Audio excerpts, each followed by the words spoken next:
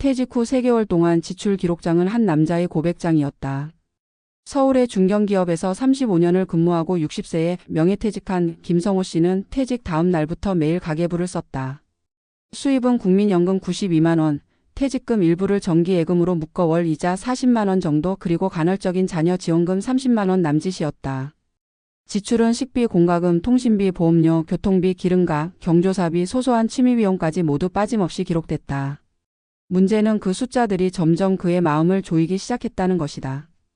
퇴직 전엔 월급이 통장에 들어오면 카드값을 내고도 남았지만 이제는 매달 적자가 기본이었다. 그는 하루에도 몇 번씩 계산기를 두드리며 스스로를 책망했다. 내가 왜 퇴직 후 재취업을 서두르지 않았을까? 왜 이렇게 낭비를 했을까? 그의 아내는 그런 남편의 모습을 보며 조심스레 말했다. 당신 이제 좀 쉬어도 돼. 하지만 그 말이 위로가 되지 않았다. 김 씨는 쉬는 게 두렵다고 했다. 일을 하지 않으니 돈이 빠져나가는 게 보였고 매일 가계부를 쓰는 건 그나마 통제감을 느끼기 위한 행위였다.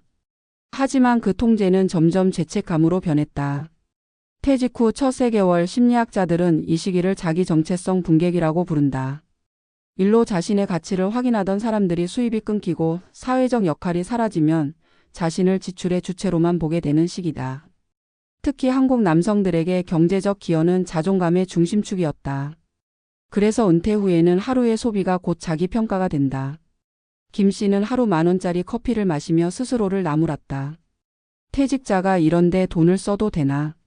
하지만 심리상담사들은 말한다. 그 10,000원은 낭비가 아니라 당신이 여전히 삶의 주체임을 증명하는 비용이다. 퇴직자는 종종 돈을 쓰는 사람이 아닌 쓸 자격이 없는 사람으로 스스로를 규정하며 우울해진다. 이때 필요한 건 절약이 아니라 돈과의 관계를 다시 재정의하는 일이다. 퇴직자들의 첫 번째 착각은 이제 수입이 없으니 무조건 아껴야 한다는 강박이다. 하지만 전문가들은 지출 구조를 점검하라고 조언한다. 즉 줄이는 것이 아니라 재배치하는 것이다.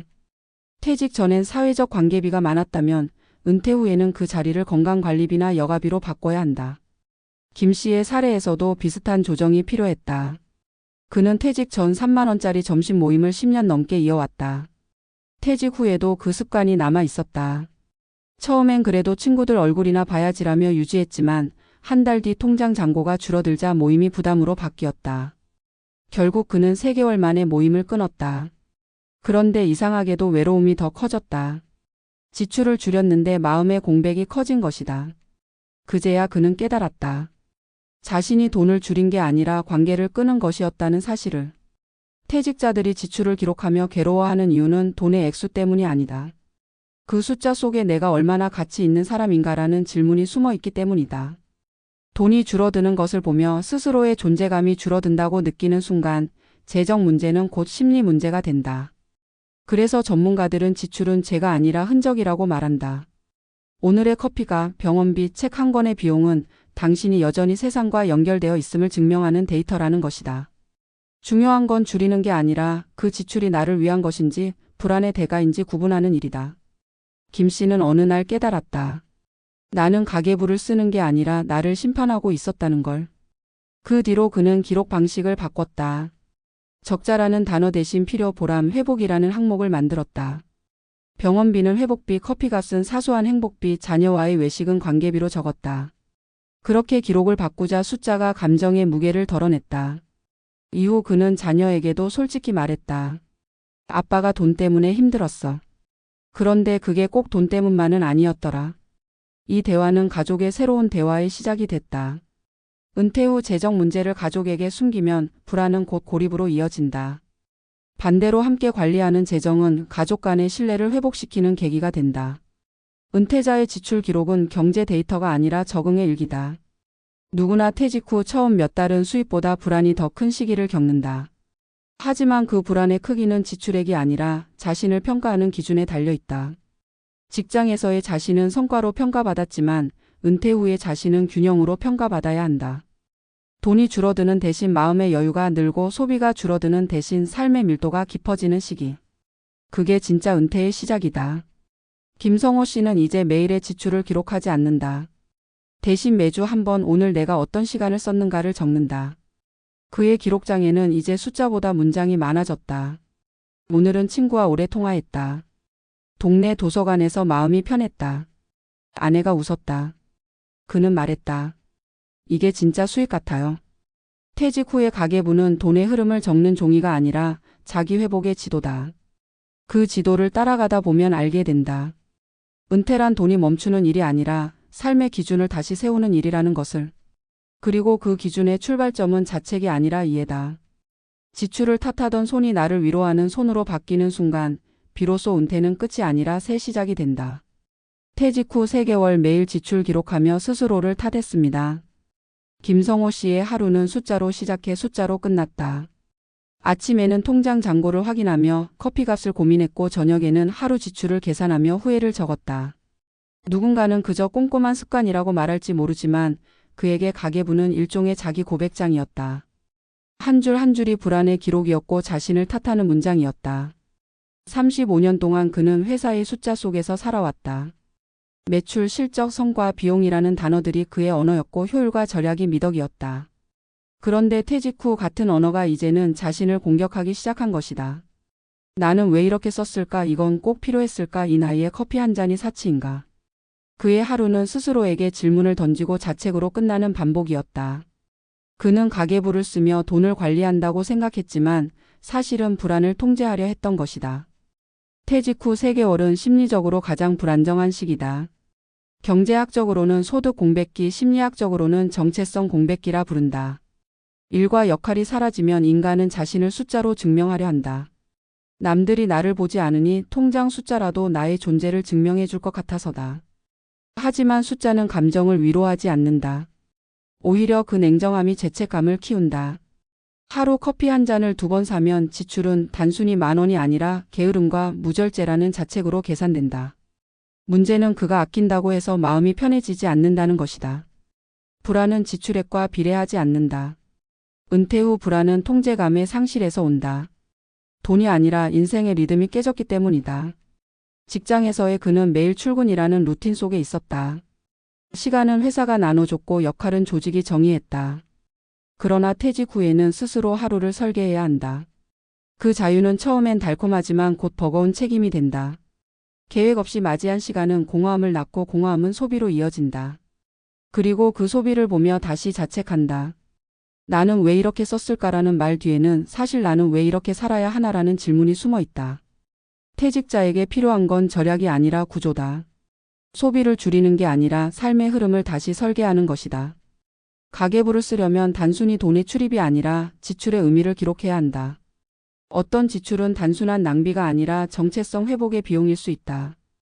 예를 들어 김 씨가 친구와의 점심 약속을 계속 가졌던 건 경제적으로는 부담이었지만 사회적으로는 나도 여전히 누군가와 연결되어 있다는 신호였다. 그런데 그가 모임을 끊는 순간 돈은 아꼈지만 마음의 고립이 시작됐다. 절약이 자립을 보장하지는 않는다. 돈을 아끼며 얻는 건 단기적인 안도감이지만 관계를 잃으며 생기는 고독은 훨씬 오래간다.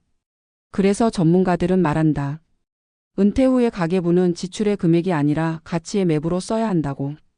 어떤 지출은 나를 지키기 위한 것이고 어떤 지출은 불안을 덮기 위한 것이다. 이 둘을 구분하지 못하면 결국 자신을 잃게 된다. 김 씨는 어느 날부터 항목을 바꿨다. 식비 대신 건강비, 교통비 대신 활동비, 커피값 대신 사소한 행복비. 이름을 바꾸자 마음의 무게도 바뀌었다. 소비가 죄가 아니라 선택이 되었고 선택이 곧 자유로 이어졌다. 그는 이렇게 말했다. 이전엔 돈이 나가면 죄책감을 느꼈는데 지금은 그 돈이 내 하루를 움직였다고 느껴요. 그것이 은퇴자의 2번째 성장이다. 돈은 더 이상 목적이 아니라 에너지의 순환이다. 중요한 건 얼마나 쓰느냐가 아니라 어디에 쓰느냐다.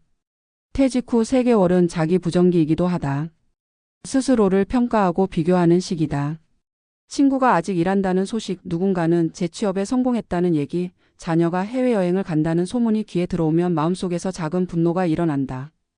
자신이 뒤처졌다고 느끼는 것이다. 그러나 퇴직은 경쟁의 끝이 아니라 관계의 재정이다. 이제부터의 관계는 직책이나 소득이 아니라 삶의 깊이로 이어진다.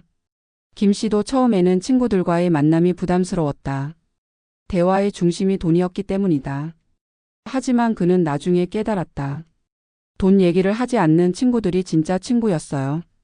그는 경제적 대화를 줄이고 대신 오늘 뭐 했는지에 대해 이야기했다. 그 대화는 작았지만 따뜻했다. 퇴직 후 진짜 위로는 숫자가 아니라 말에서 온다. 누군가의 요즘 괜찮아? 라는 질문은 돈 1,000만 원보다 값지다. 그렇다면 김 씨의 가계부는 지금 어떤 모습일까? 이제 그는 매일 기록하지 않는다. 대신 주말마다 이번 주 내가 잘한 일 3가지를 쓴다. 거기엔 돈의 단위가 없다. 오늘은 아내에게 먼저 인사했다. 공원에서 낙엽을 밟으며 걷는 게 좋았다. 통장 잔고는 줄었지만 마음은 덜 무거웠다. 그는 이걸 마음의 장부라고 부른다. 돈보다 중요한 건 나 자신을 평가하는 새로운 기준을 세우는 것이다. 직장에서는 성과로 평가받았지만 이제는 균형으로 평가받아야 한다. 퇴직 후의 삶은 결국 자기 자신을 다시 설계하는 과정이다. 우리는 평생 일과 돈으로 자신을 정의해왔다. 그러나 은퇴는 그것을 해체하고 다시 쌓는 시간이다. 불안은 피할 수 없지만 방향은 선택할 수 있다. 숫자로 자신을 재단할 수도 있고 하루의 의미로 자신을 재발견할 수도 있다. 김 씨는 이제 말한다. 지출 기록이 아니라 나를 기록하는 게 진짜 가계부예요. 이 이야기는 한 사람의 경험이지만 많은 퇴직자들의 공통된 초상이다. 돈의 문제처럼 보이지만 사실은 마음의 문제이고 마음의 문제처럼 보이지만 결국은 관계의 문제다. 돈이 줄어드는 건 자연스러운 일이다. 하지만 나 자신을 깎아내리는 건 선택이다. 은퇴 후의 삶은 자책의 연속이 아니라 이의 반복이어야 한다. 퇴직 후 처음 3달 누구나 자신을 탓한다. 하지만 그 시기를 지나야만 비로소 자신을 용서할 수 있다. 마지막으로 이런 말을 전하고 싶다. 지출을 줄이려 애쓰지 말고 의미를 늘리려 노력하라. 돈은 줄어들지만 마음의 통장은 채워질 수 있다. 가계부의 숫자가 아니라 하루의 문장으로 자신을 증명하라. 은퇴란 돈이 멈춘 인생이 아니라 진짜 나를 계산하기 시작하는 시기이기 때문이다.